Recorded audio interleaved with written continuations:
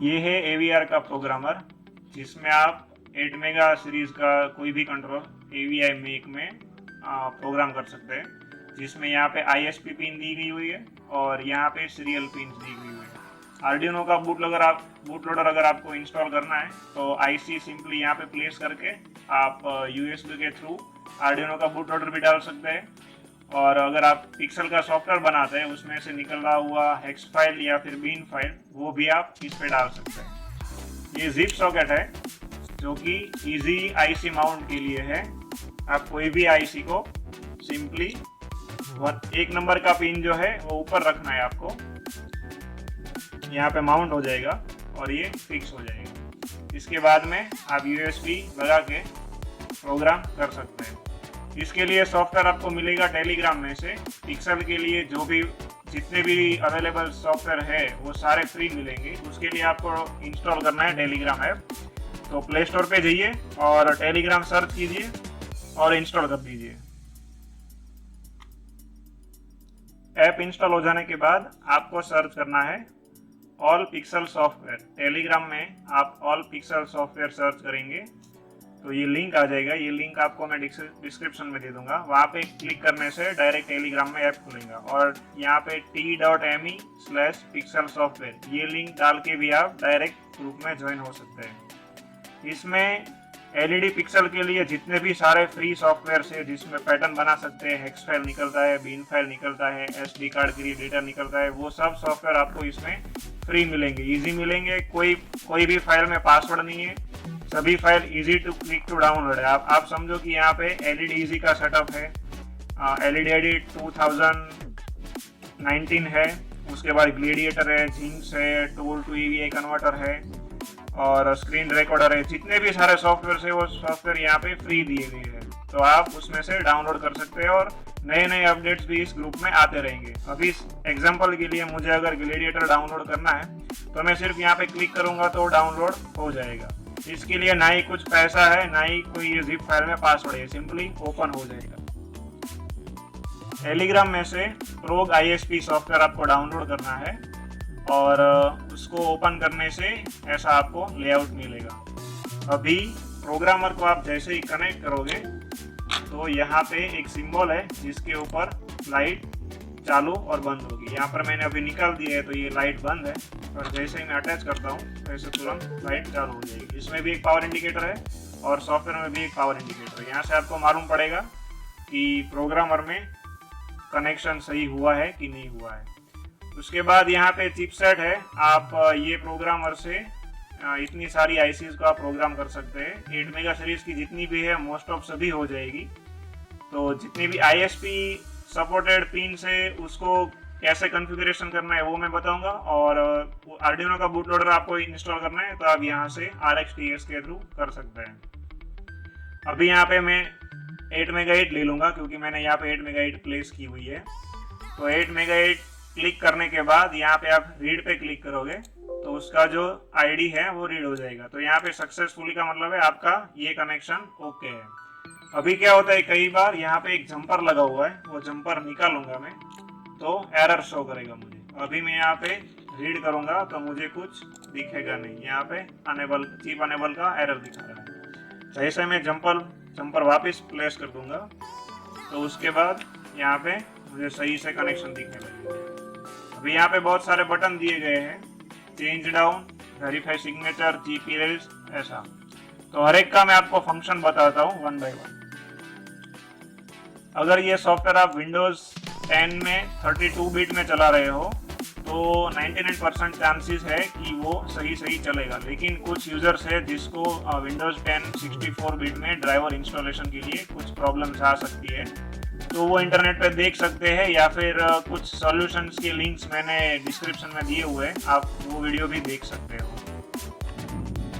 Software के लिए drivers जो है वो ऑलरेडी जिप फाइल में है। आप जो रोग ISP का जिप डाउनलोड करोगे उसके अंदर। अभी बात करते हैं ये सारे ऑप्शंस क्या है और कैसे काम करते हैं। तो सबसे पहले चेंज डाउन का बटन। अभी मान लो कि मेरे पास कोई एक सॉफ्टवेयर है जिसको मैं अलग अलग तरीके से प्रोग्राम कर रहा हूँ और हर बार कुछ नई हेक्स फाइल्स जनरेट होती है। ये उन यूजर्स के लिए है जिसके जो आर्डिनो यूज करते हैं या फिर माइक्रोचिप का यूज करते हैं या फिर एटमेल स्टूडियो यूज करते हैं या केल यूज करते हैं, उसके लिए ये बटन है। अगर आप पिक्सल यूजर हो, आप एलईडी पिक्सल इंडस्ट्री से आते हो डेकोरेशन वगैरह में, तो आपके लिए ऑप्शन नहीं, आपको ये चालू नहीं रखना है।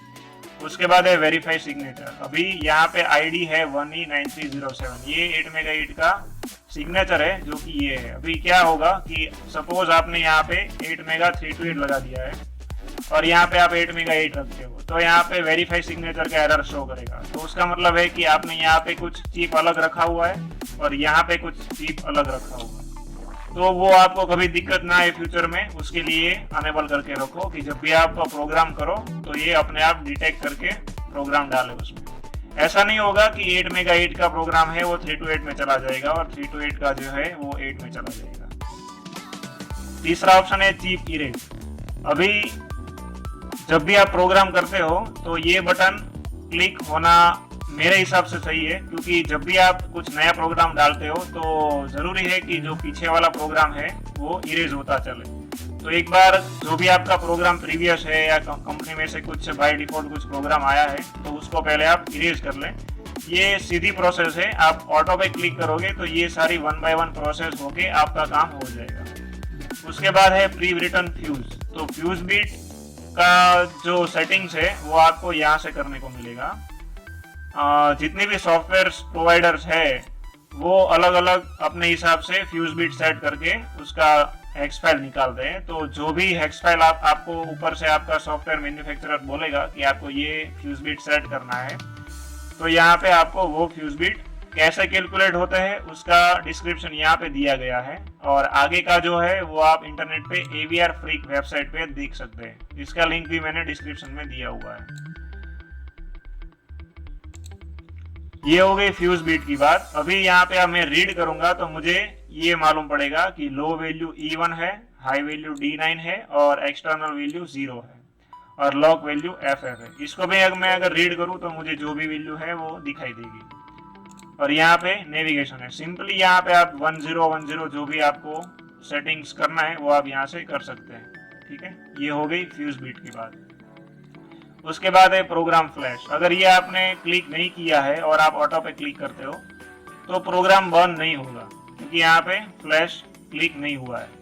उसके बाद है EEPROM। EEPROM का कोड अगर आपने डाला हुआ है अपने एक्सटर्नल चिप में, तो अगर ये प्रोग्राम अगर कुछ सेव करना है, सपोज कि आपके पास कुछ बटन है सर्किट में, यहाँ पे आपने कुछ बटन लगाया हुआ है और 3 बार बटन प्रेस करके आप EEPROM मेमोरी में कुछ सेव कर रहे हो और वो EEPROM मेमोरी का एक्सटर्नल डेटा आपको चाहिए, तो आप यहाँ से सेव कर सकते हो। लेकिन अगर आप पिक्सल यूजर हो, एलईडी पिक्सल का प्रोग्रामर के सॉफ्टवेयर में से जो भी हेक्स फाइल या बिन फाइल निकला हुआ है, तो आपके लिए ऑप्शन कुछ काम का है नहीं, इसको बंद ही रखो। इसके बाद है डेटा रिलोड। आपके सॉफ्टवेयर में से कोई भी डायरेक्टरी में जहाँ पे भी हर बार आप जनरेट फ्लैश या जनरेट बीन, जनरेट हेक्स ऐसा प्रेस करते हो तो हर बार एक नई फ्लैश जनरेट होती है। तो वो जब भी नई फ्लैश जनरेट हो और ऑटोमेटिक यहाँ पे रिलोड हो जाए डेटा, उसके लिए आपको ये चेक करना है। अगर समझो कि आप कुछ टेस्टिंग कर रहे हो, कैसा पैटर्न है, कैसा एनिमेशन निकलेगा, तो हर बार आपको यहाँ पे लोड फ्लैश पे क्लिक करके आपको ये ले जाना पड़ेगा कि हाँ मेरा सॉफ्टवेयर में से ये फाइल यहाँ पे निकला हुआ है और उसका आपको ओपन करना पड़ेगा। अगर ये आपको नहीं करना है, ऑटोमेटिक करना है, तो आप डेटा रिलोड पे क्लिक करके कर सकते हो। लेकिन अगर आपको एक बार मैन्युअली कोई फ्लैश करना है तो आप सिंगल क्लिक करके यहाँ पे सिलेक्ट कर सकते हो, तो ये ऑप्शन आप बंद रखोगे तो भी चलेगा। उसके बाद है वेरीफाई फ्लैश। आपने सपोज यहाँ पे एक हेक्स फाइल ली हुई है 50x40 का, इसको मैं ओपन करता हूँ और यहाँ से मुझे बफर दिखाई देगा। तो ये बफर में से जो भी डेटा है वो ह्यूमन रीडेबल नहीं है, मतलब इंसान इसको पढ़ नहीं सकता, ये मशीन लैंग्वेज में लिखा हुआ है। तो ये एक्चुअल डेटा आपका हेक्स फॉर्मेट में मेमोरी में राइट हुआ या नहीं, ये एक बार दूसरी बार वेरीफाई करेगा। तो ये मैंडेटरी है कि अगर आप इसको सही रखें तो मालूम पड़े। कई बार होता है कि वेरीफाई फ्लैश में एरर आती है तो आप इसको बंद करके भी डाल सकते हो, लेकिन सही ऑप्शन यही है कि आप इसको वेरीफाई करके डालें।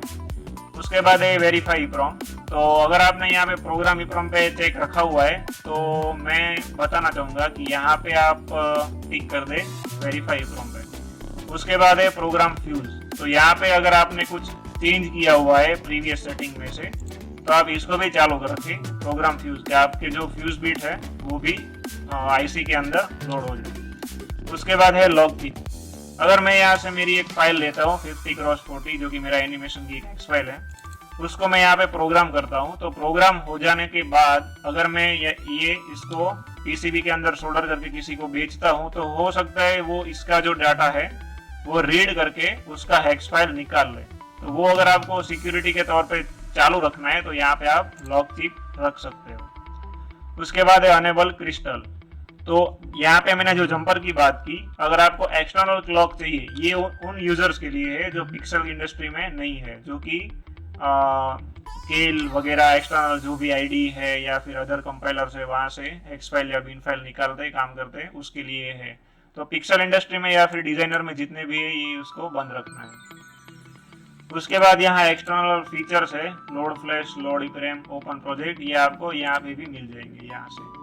और ये सारे शॉर्टकट कमांड है इरेज करने के लिए, कंट्रोल ई आप यहाँ पे देख सकते हैं। अभी मैं आपको एक डेमो दिखाऊंगा कि इसमें किस टाइप की फाइल्स हो सकती है और किस टाइप के प्रॉब्लम्स आ सकते हैं। तो अभी मुझे ये मेरी आईसी में एक अलग प्रोग्राम डालना है।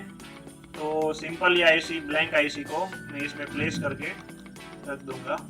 याद रहे कि आपको 1 नंबर की जो पिन है वो ऊपर की साइड रखनी है। यहाँ पे जो नॉच है उससे लेफ्ट साइड में जो है वो 1 नंबर की पिन है, तो आपको ऐसे प्लेस करनी है।